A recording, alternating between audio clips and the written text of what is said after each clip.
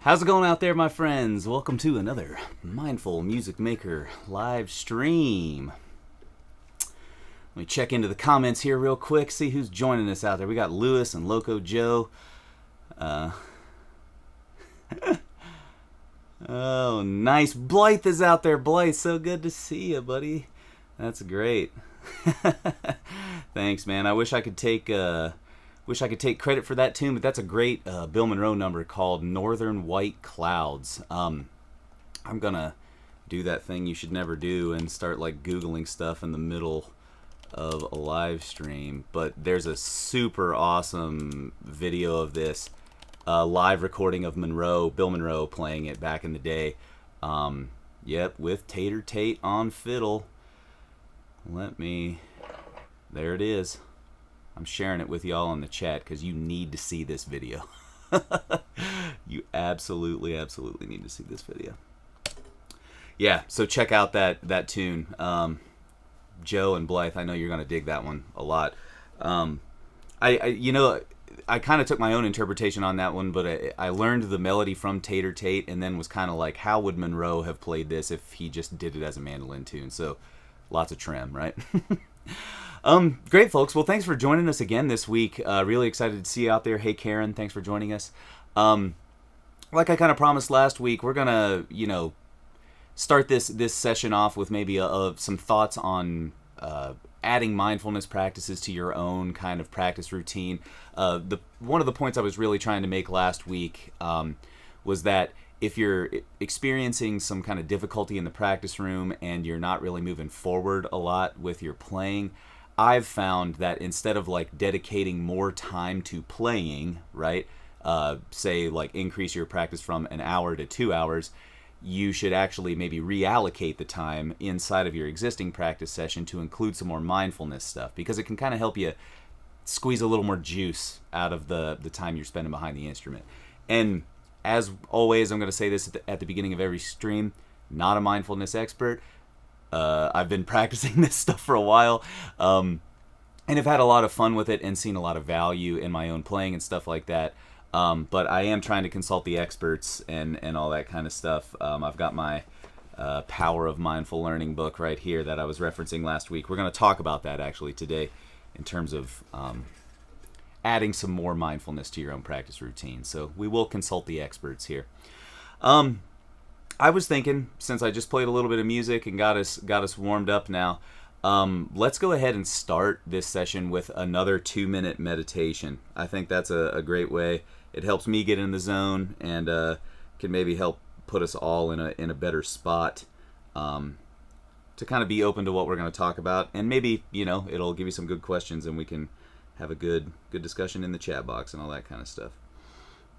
So I'm setting the timer for 2 minutes. If this is your first time joining us and you weren't with us last week, I'll review this stuff every week, but we're going to do what's kind of called mindfulness meditation, tranquility meditation by some, or shamatha if you're a Karma Kagyu tradition Buddhist. That simply means that we're just going to be focusing on the breath, kind of honing our mind in on what we call an anchor, the breath in this case, and then seeing if we can just maintain gentle focus on that for the duration of the meditation. And when I say gentle focus and all that kind of stuff, part of meditation is realizing that all of the thoughts and experiences that you've had from this day or this week or anything like that are going to be clouding your vision. But the whole point is to allow those thoughts and those feelings, whether it's tension in your body or emotional feelings, let them exist. And then see if you can allow them to kind of occupy their space, but just maintain focus on your anchor. This is the kind of stuff that helps you stay in the moment, in the flow when you're taking a ripping solo on stage and all that kind of stuff. So everybody find a relaxed seated position. The one thing that I will review every week is make sure that string is tied to the top, the crest of your head. Pretend that there's a string up there and that someone's gently tugging up. That'll pull your neck up, put your shoulders back, and then put a curve in your lumbar. If you're on a chair, sit toward the edge of it. If you're on the floor, sit cross-legged. Arms out in front of you, resting on your knees. And let's go ahead and do some meditation, folks. Let me go down a little bit And the 2 minutes starting right now. Focus on that breath.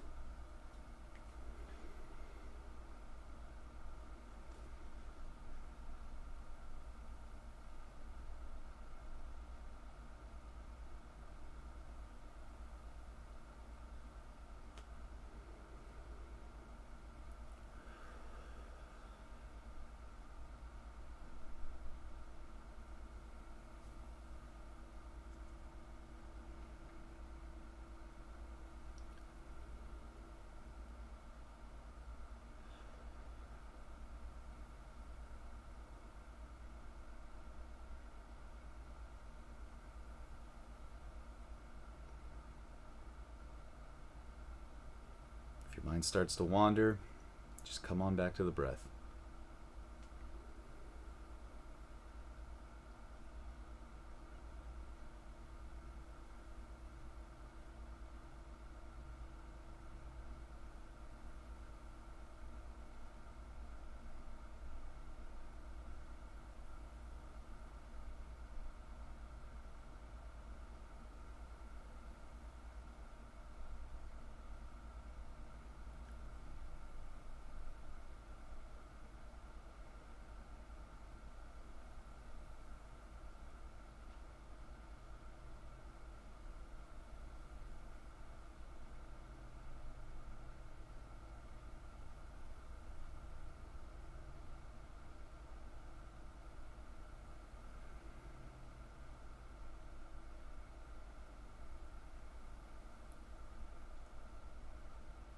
Gently notice if there's any tension in your body, anything that's keeping your mind from staying focused on that breath.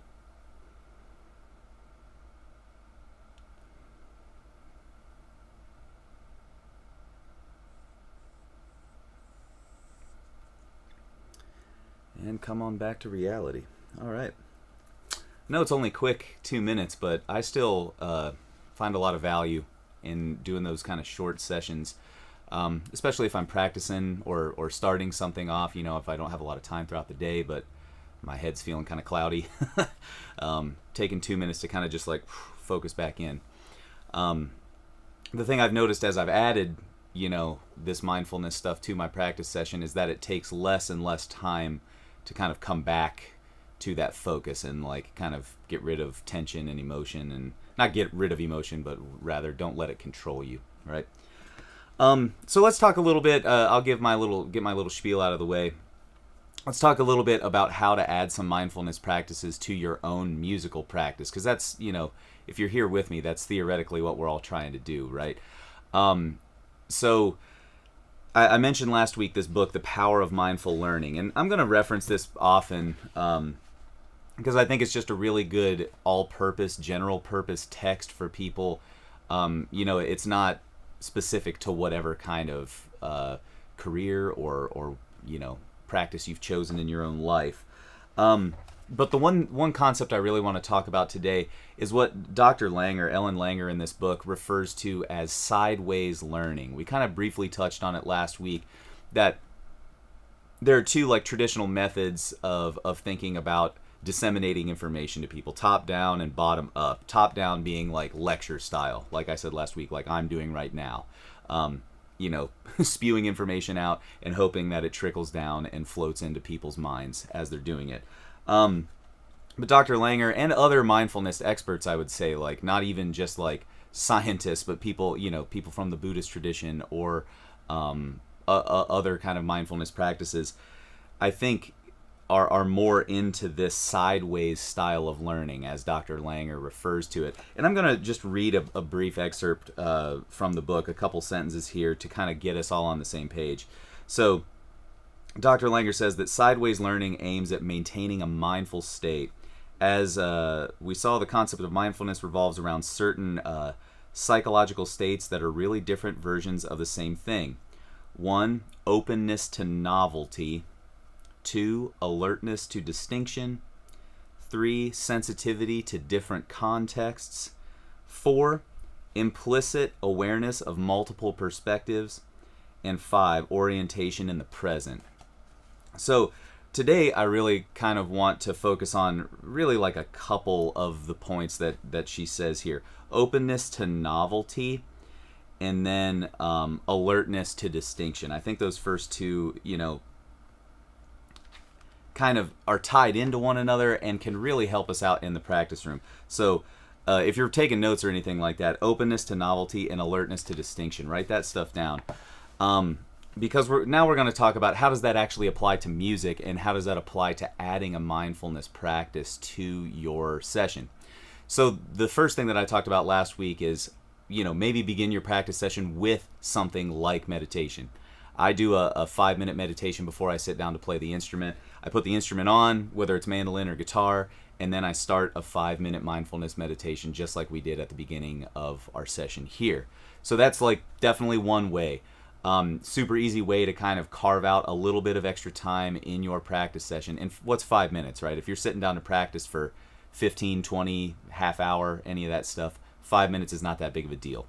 And I always feel, when you focus on the breath, you get tuned into your body. So I've noticed small things like I'll notice tension in my left hand, or if something's a little ouchy, if I like starting to feel some of the tendonitis flare up or something like that. So it gets you in a good spot to just notice things. And then I think there's a way to actually structure, beyond adding just meditation to your practice session, I think there's a way to actually structure your practice session in a more mindful way that sets you up to engage with the music material mindfully. So if you're still with me right now, what I want you to do is write down, or at least conjure up in your mind, what is one thing that you always do in your practice sessions. Typically, if you're sitting down to practice, that means that you've gotten into some sort of habit, right? And a habit means that you do something consistently over time. So what is that one or multiple things that you do every practice session? For me, I like to always start with technical exercises. I always practice in the morning, so my mind's a little froggy. So I like to have something that's just laid out in front of me that I can kind of navigate through. So I always practice scales and arpeggios. Pretty simple stuff, right? So for me, right now, I would say scales and arpeggios as the one thing that I practice every time I sit down to practice. I also practice repertoire too, so I would maybe put that below it, right? Like technical exercise and repertoire, which is what else is there to music, right? Beyond that stuff. So write down something. Hopefully you're still with me on that. Now let's think about those two things that Dr. Langer kind of laid out in the book. In order to kind of take a more mindful approach to your practice, there has to be an openness to novelty, right? And then an alertness to distinction. So like an openness to novelty means that like you're just able to take what's coming at you, right? Anything that's new and different. So say that you always practice your scales. Every time you sit down, you sit down and you practice the A major scale. That's the first one that you always practice, like me, right? Openness to novelty means that next practice session, you can sit down and try your C major scale first. I know that seems simple, right? But structuring your practice session to where something like that, something that's consistent, can still have this kind of rotational aspect to it. So I always have a focus key that I have every day. The key that I start on, I'll run all my scales through the 12 major keys and then land back on that key, and then practice arpeggios and scale exercises in that focus key. Every day, I rotate backwards around the circle of fifths and use that for my next kind of key. So that's like my version of openness to novelty, right? I've got a kind of major scale framework that I'm very familiar with and know really well, but each day I'm changing the key center of that to theoretically steer me to a different area of the fingerboard, or do something crazy like that, right? Like just get you out of your comfort zone. So that's one way that you can do the openness to novelty thing. And then alertness to distinction. I think that kind of applies to this same situation too, like being able to distinguish between these different elements, like C major scale, it might make more sense to start in like a different box or scale shape than it would for the A major scale. So you're already kind of being more mindful about your musical situation. Not only are you thinking about major scales now, but you're thinking about positioning. and stuff like that. So now that you've kind of got my example for how I add this sideways learning aspect to my own practice, what I want you to do is beneath that thing that you just wrote down, the thing that you do in your practice session every day, I want you to write 1, openness to novelty, and then 2, alertness to distinction. And over the next 24 hours, if you've got an idea right now, I want you to write it down. But over the next 24 hours, I want you to think how you can recast that consistent element that you have in every practice session to kind of fit those 2 criterion that we talked about to make your practices more of a sideways learning scenario, a more mindful scenario. So say you're practicing arpeggios. How can you do that in a way that perpetually creates a novel exercise out of arpeggios, right? And then, how can you add some alertness to distinction into that process? Maybe change the fingering of the arpeggio, right? Play the arpeggio starting on your index and then play it starting on your 3rd finger, whatever it is. So if you've got some ideas, write that stuff down now. And I seriously think that being able to recast your practice sessions with these small elements is really going to help almost force you to be mindful, right? Because I keep a practice journal. I don't know what you folks do out there, but I would recommend that. So that means I've got a document of what happened in the last practice session, which allows me to kind of stay on this path. And it's almost like the path is now prescribed for me, right? Because if I'm beginning each of my practice sessions with major scales, and then I know I'm rotating around the circle of fifths or fourths, whatever you want to call it, then I know that next time something different is going to come at me, right? And guess what? I've actually been doing this system for like 10 years. So I've actually started skipping around in different intervals. So I don't even always go in the circle of fourths.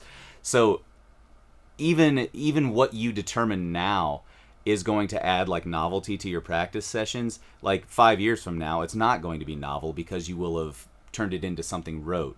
So there's even like a larger layer to this openness to novelty. You have to be open to the novelty of like changing your practice session every now and again too. But committing to something like this for an extended period of time until it becomes rote, I think can really help hone your mindfulness. Okay, gang, that's my little speech. Hopefully some of the stuff that Dr. Langer says here is useful to you. And I'd be interested to know how you folks have been keeping up with that stuff. So hopefully you've been taking notes, and then on the next stream we can kind of check back in and see if anyone was able to add a little bit of novelty to the practice. Great, folks. I'm going to go over here to the chat box, see if anyone's cooking up trouble. See, we still got our friends with us.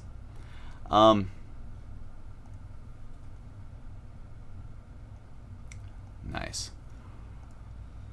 Well, it doesn't look like we have any questions for now or anything. So what I'm going to do, just because I don't want the energy to totally die, I'm going to play another tune for you guys because I love playing music. And if you've got any questions or thoughts, even comments, like if people out there are farther down the mindfulness kind of journey than I am, I would totally love to have some thoughts and feedback on that stuff too. So if you think you're into this kind of stuff and you practice mindfulness, let me know how you add novelty to your own session and mindfulness and stuff. So I'm going to get over to Strum Machine here. This is, you know what, we can even turn this interesting. If you've got a request for a fiddle tune or something like that, you can toss it out there in the chat for me. I'd love to oblige. But right now, I'm going to choose one myself. What's a good tune?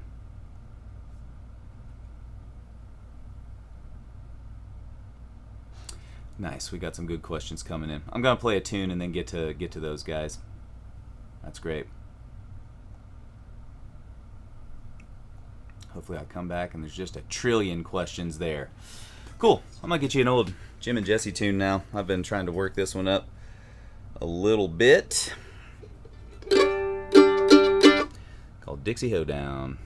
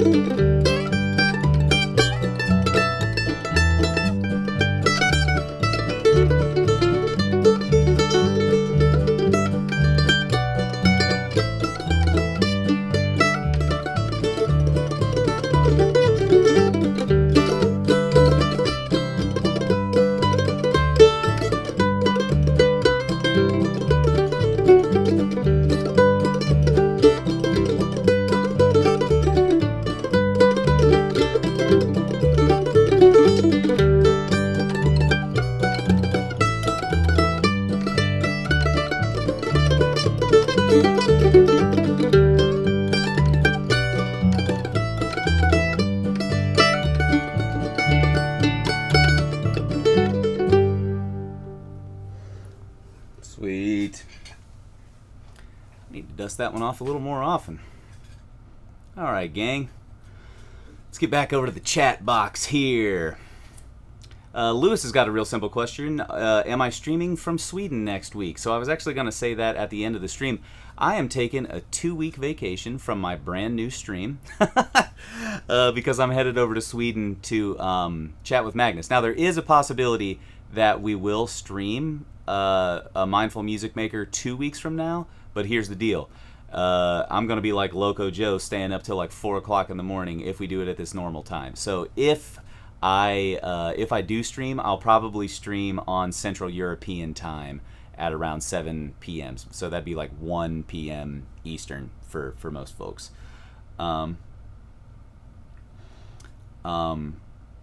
Yeah. So let's see. Next question from Joe. Joe says, I'm having trouble making sense of alertness to distinction. What exactly does that mean? I think that is a little nebulous, right? Like alertness to distinction. So simply just like being aware of what makes something different than what you're currently doing. And I think like, so Joe is actually right on it here because he says, like right now, for example, I'm experimenting with different pick grips. I think that is totally alertness to distinction, right? Because you're honing in on that like one part of your body and you're like, okay, how does it feel when I shove my pick all the way out there? And then how does it feel when I tuck it in more? And does that have a different response on the strings? I think that's kind of like alertness to distinction. And we can kind of unfold that in a number of ways, right, Joe? So like it doesn't just have to relate to like a technical element that you're experimenting with on your instrument. It can relate to a practice mechanism that you have in the practice room. And I see here too, Joe says, I don't have much of a practice routine either. I'm usually just working on the most pressing issue at the time. And I think that's in itself a practice routine, right? Like your routine is kind of dictated by necessity. So there's probably even, I would say, Joe, maybe I'm wrong because I don't know you personally, but like I would say that when you do sit down to practice whatever's necessary, right, like whatever's the most pressing at the time, you probably have like a general approach or angle that you like take a tune at, right? So I'd say that this still kind of like applies to you, even though you don't have like a, every day at 11:30 I practice for 35 minutes and I do X, Y, and Z. If you're not that kind of person, I still think that this like mindfulness stuff can apply to that situation and maybe even better to you since you are taking things as they come. Because isn't that really what like mindfulness is, right? Like your ability to kind of react in the moment to the present moment, to what's happening in the now. So honestly, the more I'm talking about this, I think you have a really mindful approach. So that's cool. So Lewis says, I don't have a set routine for practice. I'm always going over lyrics in my head. So when I practice, it is usually the song in my brain at the time. So that's great, Lewis. I love that. And even if you don't have a practice routine, I think what I kind of said about Joe's practice routine a second ago applies here. You can make practicing a lyrics novel, for example. It's like I'm just gonna like I'm gonna sing all the verses out of order. Add some chaos to your playing. I know that sounds ridiculous, but talk about if you can sing all of the verses to your tune out of order, then you are extremely mindful of all of the words that are contained within that song, right? And then you can put them back together. So say you screw up on stage and you sing the wrong verse, no big deal because you already have the other ones memorized, right? You can just reorder them.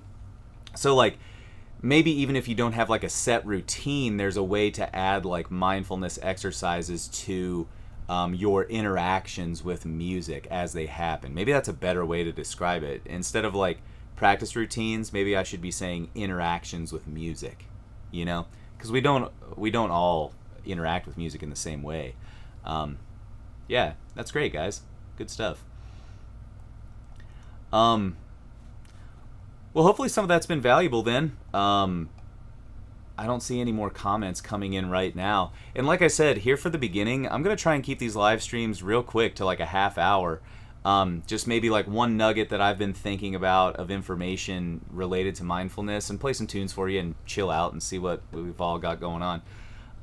So with that, I think I'm gonna end it right there for today, y'all. Loco Joe, really glad that you're coming back for the second one, man. Hopefully we'll see you at the third one. I guess it would be in probably 3 weeks, but maybe 2. Nice. And Lewis, Karen, always great to see you folks out there too. Those are some of my Mandolin Secrets people. So really appreciated you showing up. Blythe, hope you're doing well, buddy. And yeah. Nice. Yeah, keep on tuning in as your work schedule allows, Blythe. Happy to have you along. All right, gang. Thanks so much for tuning in. Be mindful. Be aware.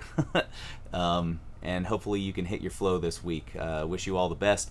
And I'm headed out to Sweden this Wednesday, like I said, so I'll be checking in here on my community tab. Shoot me an email at hayes@mandolinsecrets.com, though, if you have any questions in the meantime. We'll catch you on the next Mindful Music Maker stream. Thanks, y'all.